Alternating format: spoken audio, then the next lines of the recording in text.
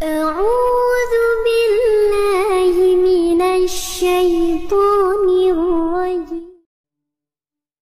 Saudaraku, banyak orang yang tidak faham bahwasanya memberi makan dan minum itu dalam Islam adalah salah satu cara untuk mendapatkan amal jariyah.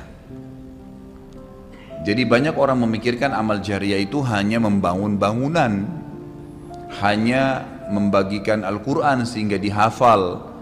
Intinya fisikal, bentuk materi saja atau material ya.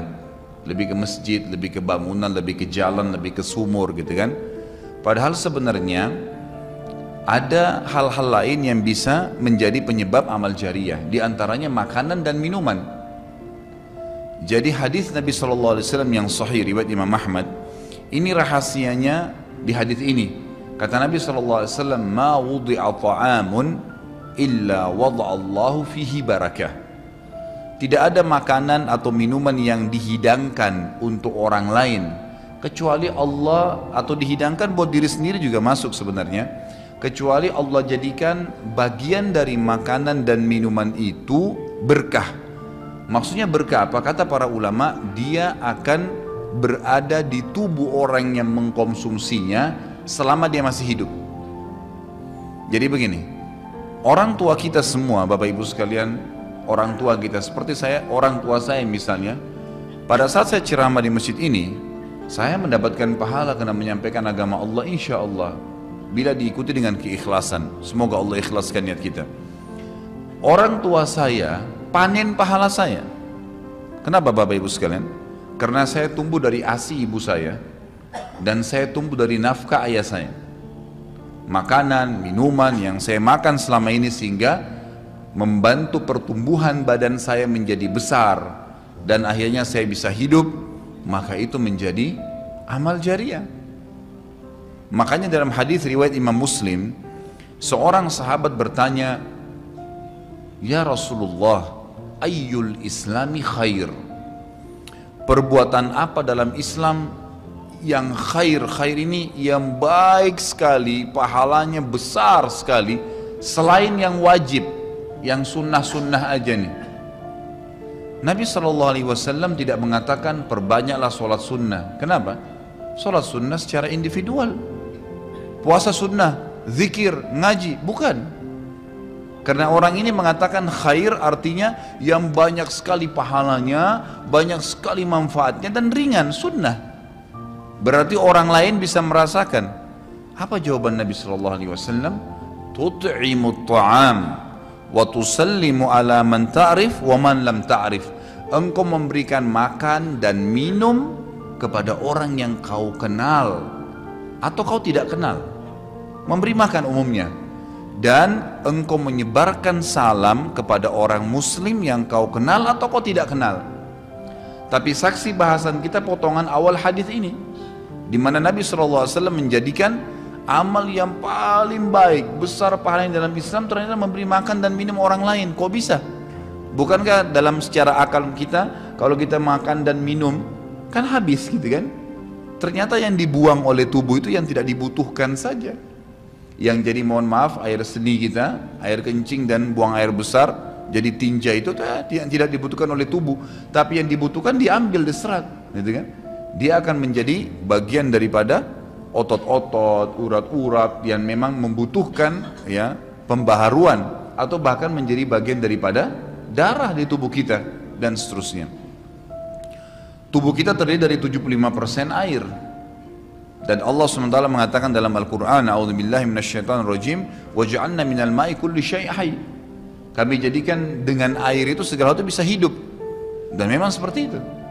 Manusia bisa hidup dalam sebulan tidak makan, tapi manusia nggak bisa hidup kalau sebulan nggak minum. Bukan sebulan, seminggu nggak minum. Makanya para sahabat, beberapa riwayat menyebutkan seperti Abi Dzar radhiyallahu anhu, beliau mengatakan waktu beliau datang ke Mekah untuk mencari tahu berita tentang Nabi SAW, saking khawatirnya kalau beliau mengaku mau cari Nabi, karena semua orang yang datang dari luar Mekah mencari Nabi Muhammad SAW waktu zaman di Mekah itu digebukin atau dipukul. Dia dari suku Kifar, dia khawatir Maka dia bilang, karena khawatir saya ditahu orang asing, saya juga kalau beli nanti retorika bahasa saya berbeda, maka saya minum air Zam-Zam. Dan selama beberapa hari dia tinggal di Mekah itu 2 minggu cari Nabi SAW, 2 minggu minum Zam-Zam, nggak makan apa-apa. Dan bisa, gitu kan, minum air. Beberapa sahabat juga dalam riwayat Bukhari menjelaskan, mereka pernah tinggal di Mekah selama sebulan tidak minum kecuali air Zam-Zam. Bisa hidup. Apalagi memang Zam-Zam punya kelebihan. Ya. Zam-Zam itu kata Nabi SAW adalah makanan dan minuman yang menyehatkan dan mengenyangkan. Tapi intinya air, gitu kan? Intinya air. Fungsi air banyak sekali, kan gitu. Tadi kalau kita masuk makanan dan minuman dulu, memberikan makan dan minum dalam Islam ini sangat besar pahalanya, sebagaimana saya jelaskan dan termasuk amal jariah.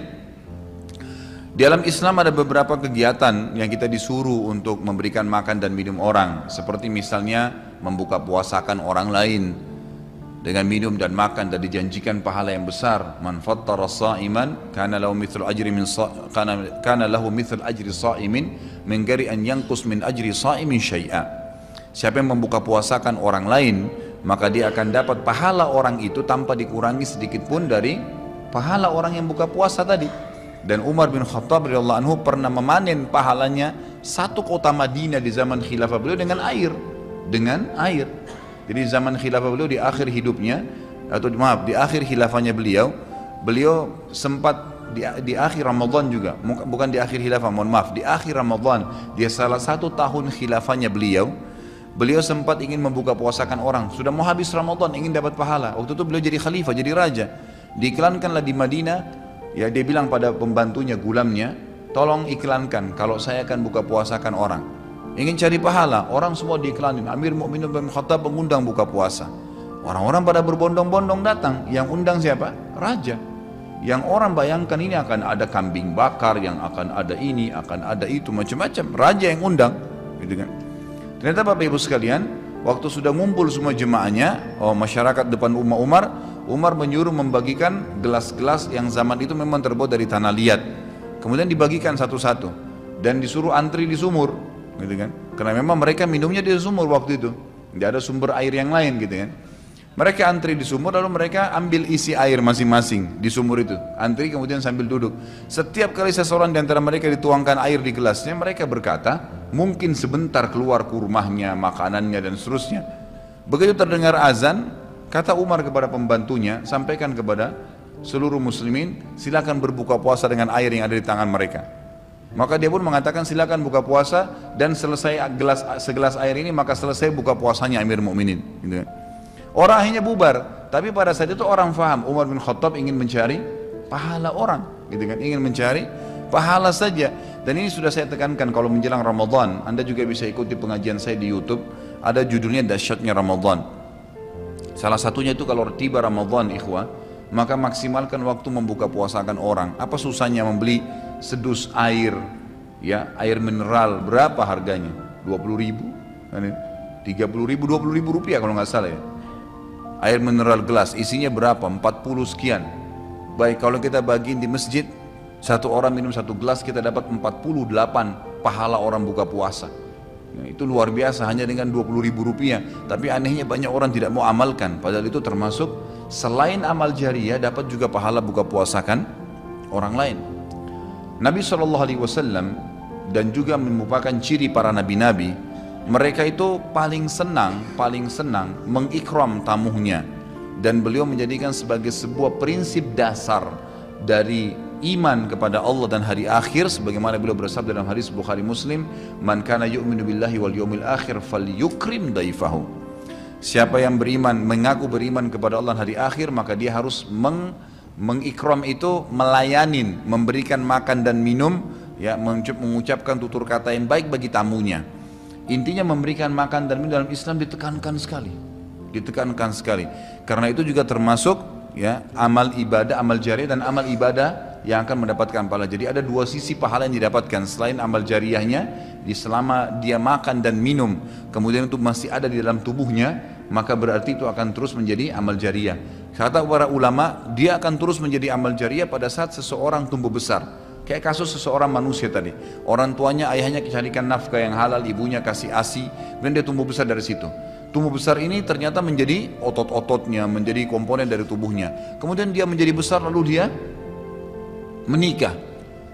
Dari komposisi tubuhnya tadi ternyata ada yang mengalir di sperma dia kepada anaknya. Kemudian anaknya tumbuh besar juga dari situ dan seterusnya. Jadi amal jariah selama masih ada manusia itu. Jadi seperti itu luar biasanya gitu. Di antaranya tadi saya bilang kita bisa mendapatkan pahala dengan buka puasakan orang. Yang kedua, mengikram orang. Mengikram ini memberikan, menyuguhkan sesuatu buat tamu.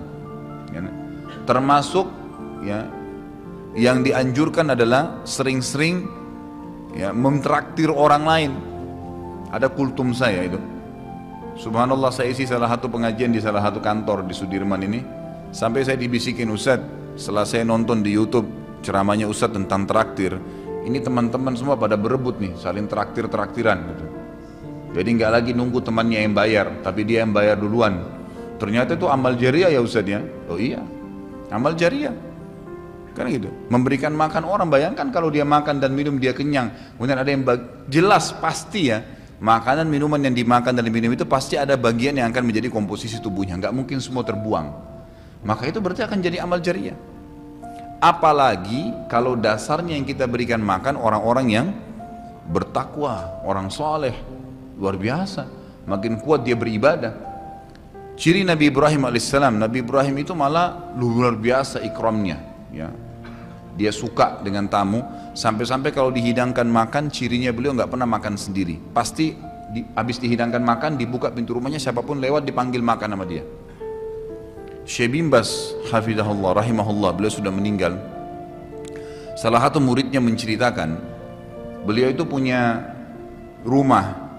Rumahnya dia di belakang atau di samping rumahnya itu ada sebuah tempat yang kosong pakai AC ya, dilapangkan seperti masjid inilah. Setiap hari beliau menyiapkan makan siang dan makan malam untuk 600 orang setiap hari. Siang itu untuk 600 orang, malam untuk 600 orang, jadi 1200 orang yang makan setiap hari atau 1200 porsi lah ya. Kalau orang yang sama makan siang dan makan malam, sampai-sampai beliau bukan mengundang ya, nggak diundang orang. Jadi awal-awalnya saja diiklanin. Jadi kalau sudah tiba waktu makan siang, yang lagi nyapu jalanan mampir, yang lagi lewat mampir, yang muridnya mampir, yang kerabatnya mampir, pokoknya mampir 600 orang. Siang malam, tiap hari sampai belum meninggal. Itu bagaimana mereka mengikramnya. Kadang-kadang kita subhanallah, makanan kita taruh di kulkas sampai rusak, nggak mau dibagi kepada orang. Pelitnya luar biasa. Kalau buahnya lagi berbuah dibungkus, nggak mau dibagi ke orang lain. Padahal sebenarnya rahasia untuk menambah berkah sesuatu benda, rezeki kita, itu diinfakkan dulu. Kata Nabi SAW di dalam hadis Bukhari, Allah SWT berfirman, ya ibna Adam anfik alaik, wahai anak Adam, infak dulu baru saya infakkan kepadamu. Artinya baru saya bukakan rezeki itu. Kita kalau mau otomatis ya, spontan, begitu dapat makanan, ada makanan terus langsung dibagi langsung pada saat itu. Nih, bagi sama teman misalnya, atau dikata porsinya sebagian, atau kita beli bungkus yang lain. Ini saya beli satu bungkus makanan 10.000, beli satu bungkus yang lain khusus kasih fakir miskin, sebagai tanda syukur terhadap makanan tadi itu. Langsung diinfakkan. Itu spontanitas, tidak berhenti rezekinya tuh.